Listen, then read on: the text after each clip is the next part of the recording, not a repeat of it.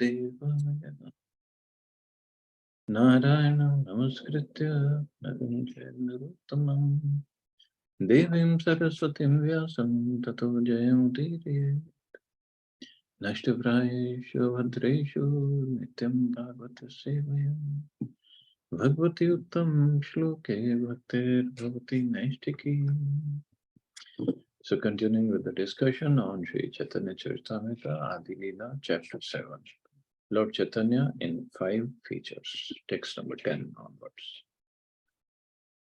Ekala Ishvara Tattva Chaitanya Ishvara Bhakta Bhava Mayetara Shuddha Kalevara. Sri Chaitanya Mahaprabhu is the supreme controller, the one personality of God, had ecstatically become a devotee, yet his body is transcendental and not materially tinged. So in Panch Tattva, first he is describing about Chaitanya Mahaprabhu. Has become a devotee, but still is the supreme personality of God, and his body is completely transcendent. There are different tattvas or truths, including Ish Tattva, Jiva Tattva, and Shakti Tattva. But there are more than this also. It says including Ish Tattva. Ish Tattva means Vishnu Tattva. Then there is Jiva Tattva. They don't become Vishnu.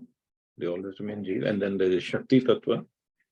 But also, besides that, then there is Shiva Tattva. Lord Shiva is the only one in that Shiva Tattva. Nobody becomes Shiva. And Shivji never becomes Vishnu. And he is not a Jiva either. And then there is, it could be Ish and it could be Jiva Tattva, which is Guru Tattva. And then there is, although Shakti Tattva is mentioned, but then there's Radha Tattva. She's definitely different. And there could be many more. I don't think I know everything. So these are all the different truths. But here, for Panch Tattva, Prabhupada is explaining in this way. So Ish Tattva refers to the Supreme Personality of Godhead, Vishnu, who is a supreme living force. In the Katha Upanishad, it is said, Nitya Nityanam Chetna Chetnanam. The Supreme Personality of Godhead is the supreme eternal and the supreme living force. The living entities are also eternal and also living forces, but they are very minute in quantity, whereas the Supreme Lord is a supreme living force and the supreme eternal. So he is in different category. The Supreme Eternal never accepts a body of a temporary material nature. Never. Is always transcendental. His body is made of Sat, Chit, and Ananda.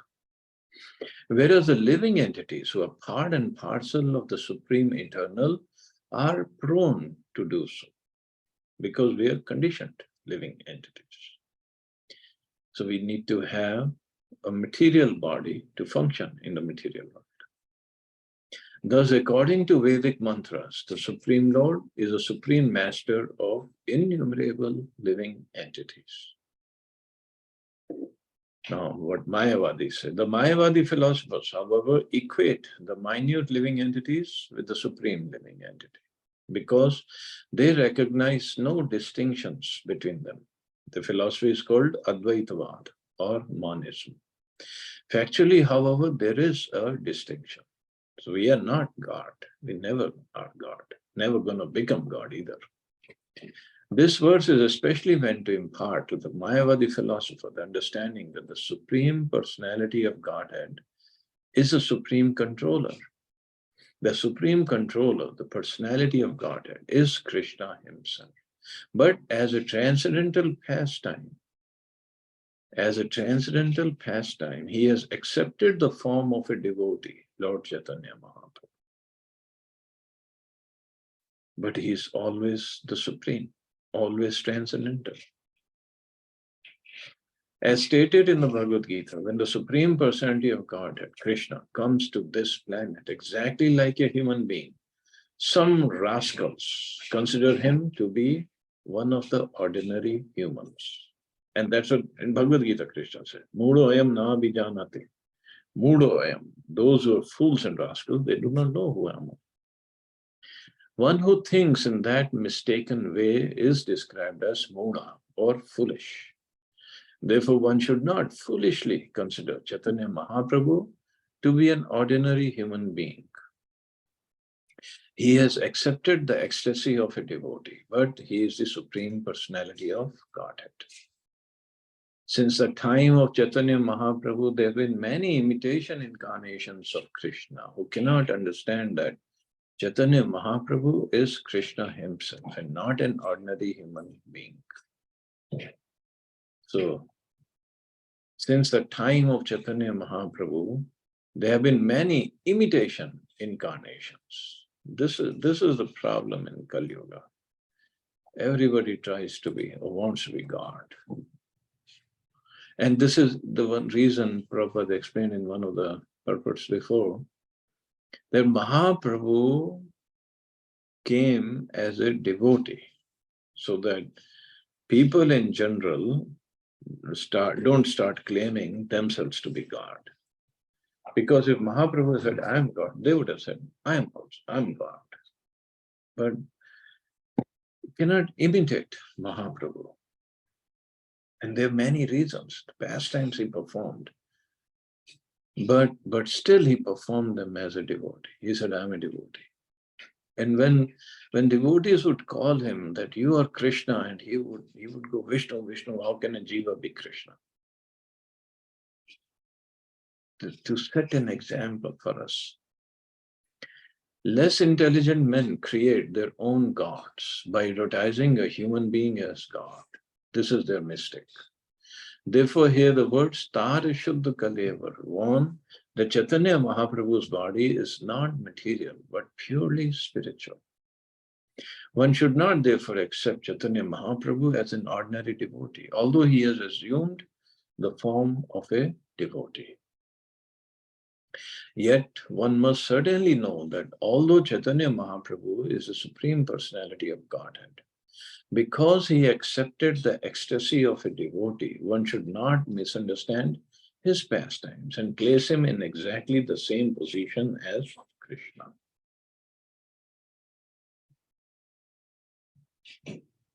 Although Chaitanya Mahaprabhu is Supreme Personality of Godhead, because he accepted the ecstasy of a devotee, one should not misunderstand his pastimes and place him in exactly the same position as Krishna. It is for this reason only that when Shri Krishna Chaitanya Mahaprabhu was addressed as Krishna or Vishnu, he blocked his ears, not wanting to hear himself addressed as Supreme Personality of Godhead. It's different, that's why many times we say it's difficult to understand Krishna. And then it's very difficult to understand Srimati Radharani. And then what about when they're combined? It's very, very difficult to understand Chaitanya Mahaprabhu. But since he's very or most munificent, we take his mercy. So this is one of the reasons how we worship Chaitanya Mahaprabhu in the temples. Of course, his deity form is there, but we don't worship him as the Supreme Personality of God, because this is not his mood. Now, deity form is not just made of marble and we can do whatever we want. No, we have to understand the mood of the deity and then worship him accordingly. His mood is of a devotee and also Nityananda Prabhu. But we know they are God. We know they are non-different from Krishna and Balramji. So, but still the mood has to be of devotee, but at the same time, we have to give them proper respects. But at the same time, understanding he doesn't want to be addressed or doesn't want to be taken care of like Supreme Personality of Godhead. So this is how we worship him. There is a class of devotees called Gauranga Nagari who stage plays of Krishna's pastimes using a vigraha or form of Chaitanya Mahaprabhu. This is a mistake that is technically called rasabhas. While Chaitanya Mahaprabhu is trying to enjoy as a devotee, one should not disturb him by addressing him as the Supreme Personality of Godhead, because that disturbs his mood. Rasabhas, Prabhupada used this word. So rasabhas means technically called overlapping of rasas, overlapping of mood or emotions. And that is why we got to be very careful when we are worshipping the deity or dressing the deities. Many times, devotees out of sentiments, emotions. Radha Krishna deities there on Ramnami, they dress Krishna as Lord Ram. Give him bow and arrow and dress him in whichever way Lord Ram looked like. But this is called Rasabhas. Krishna with Radharani is not in the mood or ecstasy or emotions of Lord Ram. Lord Ram with Sita ji, yes, is in that mood. But we cannot change this deity mood. They're not dolls that we can just dress whatever way we like. Ah, he looks so cute. No. He's Krishna himself. Although he can allow us to dress him as Ram, but he doesn't like it.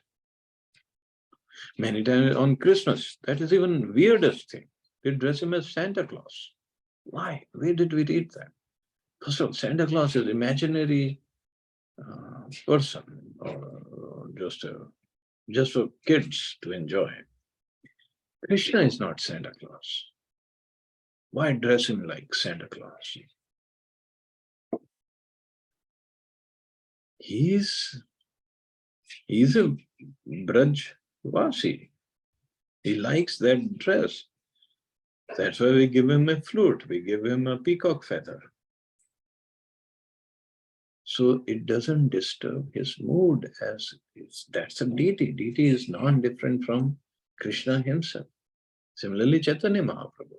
We cannot dress him as Ram and Nityanand Prabhu as Lakshman. No. Or Balramji. No.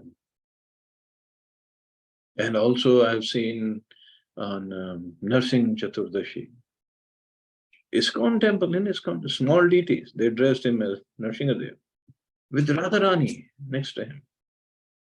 Where is the logic here? So we cannot play with them. This is rasabhas and it can lead to offenses against the deities. And also, coming to that point, we have to learn to dress the deities according to the season. If it is cold, if it is cool, like September, October time, it needs to put on kurta. Radharani always wears full clothes.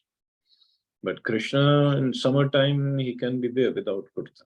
But September, October time, when it starts getting cold, he could put some kurta. And when it is real cold, January, February time, then we have to give them some woolen clothes. He's a person. We treat him like a person, but understanding his mood.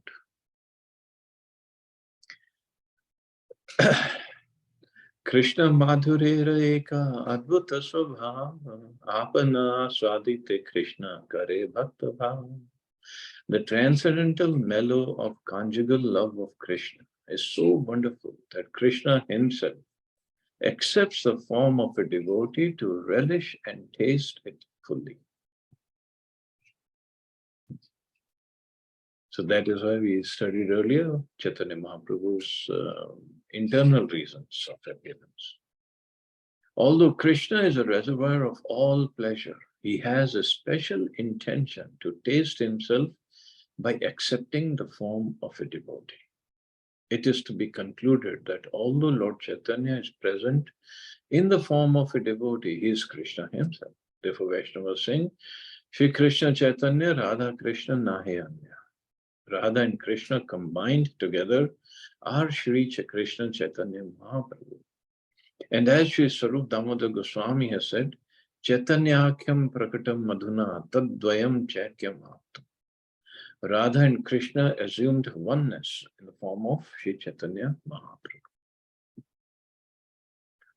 And why? Because Krishna wanted to taste himself and the love from the aspect of viewpoint of a devotee. Ithe bhakta bhav dhare chaitanya gosai bhakta swarup tara nityananda bhai. For this reason, Sri Chaitanya Mahaprabhu, the supreme teacher, accepts the form of a devotee and accepts Lord Nityananda as his elder brother. Bhakta avatar tara acharya gosai eitena tattva sabhe prabhu kariga. Sri Advaita Acharya is Lord Chaitanya's incarnation as a devotee. Therefore, these three tattvas, Chaitanya Mahaprabhu, Nityanand Prabhu, and Advaita Gosai, are the predominators or masters. Gosai means Goswami. A person who has full control over the senses and mind is called a Goswami or Gosai. One who does not have such control is called a Godas, or a servant of the senses, and cannot become a spiritual master. A person who has full control over the senses and mind is called a Goswami. This we studied in Nectar of Instruction also, right? Vacho Vegam, Manasa Krodha Vegam, that's shloka. So one who does not have such a control is called a Godas, or a servant of the senses, and cannot become a spiritual master.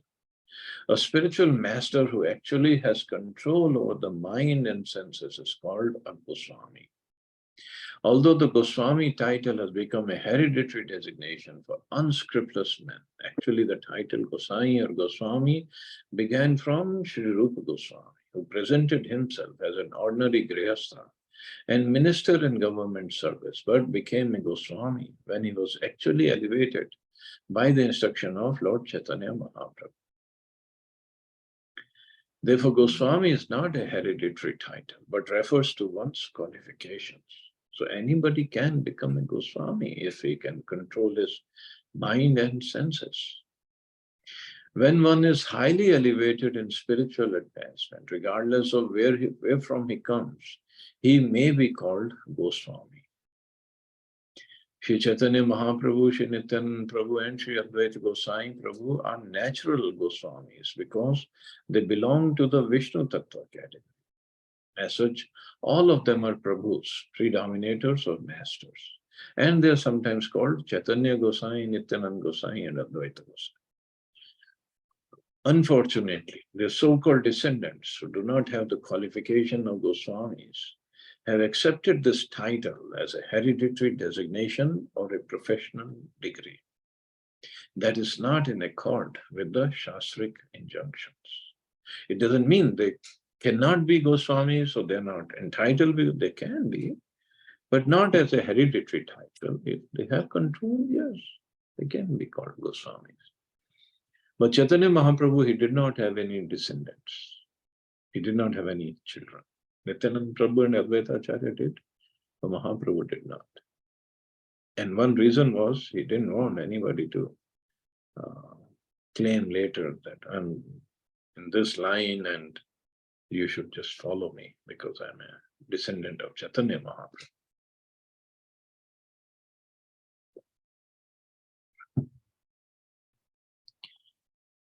Ek Mahaprabhu ar Prabhu dui jana, dui Prabhu seve Mahaprabhu racharan. One of them is Mahaprabhu and the other two are Prabhus. These two Prabhus serve the lotus feet of Mahaprabhu. Although Sri Chaitanya Mahaprabhu, Sri Nityananda Prabhu and Sri Advaita Prabhu all belong to the same Vishnu category of Vishnu Tattva, Sri Chaitanya Mahaprabhu is nevertheless accepted as the supreme, and the other two Prabhus engage in his transcendental loving service to teach ordinary living entities that every one of us is subordinate to Sri Chaitanya Mahaprabhu. So everyone. Ekela Ishvara Krishna are Sabhritya. In another place in Chaitanya Charitamrita it is said, Ekela Ishvara Krishna are Sabhritya. The only Supreme Master is Krishna, and all others, both Vishnu Tattva and Jeev Tattva, engage in the service of the Lord. Both the Vishnu Tattva as Nityanand Prabhu and Advaita and the Jeev Tattva, Shrivas Adi Gaura Bhakta Vrinda, engage in the service of the Lord. But one must distinguish between the Vishnu Tattva servitors and the Jeev Tattva servitors. The Jeev Tattva servitor, the spiritual master, is actually the servitor God. And Mahaprabhu, or he can be called served God. We all have to serve him. As explained in the previous verses, in the absolute world there are no such differences. Yet one must observe these differences in order to distinguish the Supreme from his subordinates. So we are always Jeev Tattva, always. Even though when we go back to the spiritual world, we will still remain Jeev Tattva. But we will be fully engaged in the service of the Lord. That's all. Eitin Tattva Sarva Aradhya Karimani Chaturtha Ye Bhakta Tattva Aradhak Jani. The three predominators, Chaitanya Mahaprabhu, Nityanand Prabhu, and Advaita Prabhu, are worshipable by all living entities. And the fourth principle, Sri Gadadhar Prabhu, is to be understood as their worshipper. In his Anubhashya, Sri Bhaktisiddhanta Saraswati Thakur, describing the truth about the Panchatattva, explains that we should understand our Lord Sri Chaitanya Mahaprabhu is a supreme predominator, and that Nityanand Prabhu and Advaita Prabhu are his subordinates, but are also predominators. Lord Sri Chaitanya Mahaprabhu is the Supreme Lord, and Nityanand Prabhu and Advaita Prabhu are manifestations of the Supreme Lord. All of them are Vishnu Tattva, the Supreme, and are therefore worshipable by the living entities. Although the other two tattvas within the category of Panchatattva, namely Shakti Tattva and Jeev Tattva, represented by Gadadhar and Shrivas, are worshippers of the Supreme Lord. They are in the same category because they eternally engage in the transcendental loving service of the Lord. So Gadadhar Pandit is, here it's called Shakti Tattva, but she is Radharani herself.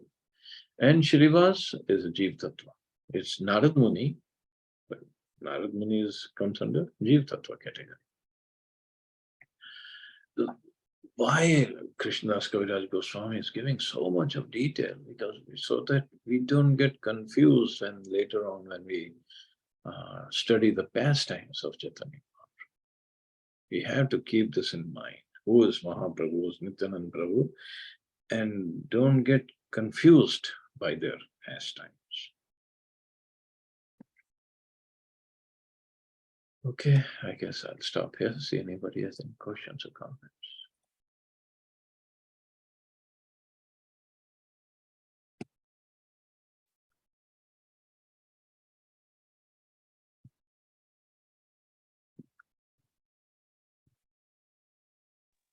Hare Krishna, Prabhuji. Hare Krishna. Prabhuji, as you said, Shiv Tattva or koi nahi hai, it's only Shiv Ji. That's right. Why is it so? He has a special tattva. See, he is between Jeev Tattva and Vishnu Tattva. And nobody can become Shiva. We can become Shiva's devotees, but we cannot become Shiva. Vishnu Tattva, there are so many incarnations, but they're all in Vishnu category. But Shivji is Shivji. Okay, he has no incarnation. His incarnation, like Hanumanji is his incarnation or expansion, we can call it. And Hanumanji is also, he is not Vishnu Tattva. He doesn't come under Jeev Tattva category. And he is not a Shiv Tattva also? Hanuman ji is Tattva-wise, not a no. nahi na. Huh? Tattva-wise, he is not Shiv Tattva, na Hanuman ji. No, he's but he's expansion of Shivji. Even he himself, in his own, he is complete. Even Brahmaji, he is a Jeev Tattva. Sometimes Lord Vishnu, he doesn't find a proper living entity to become Brahma, then he becomes Brahmaji. But otherwise, he is a Jeev Tattva.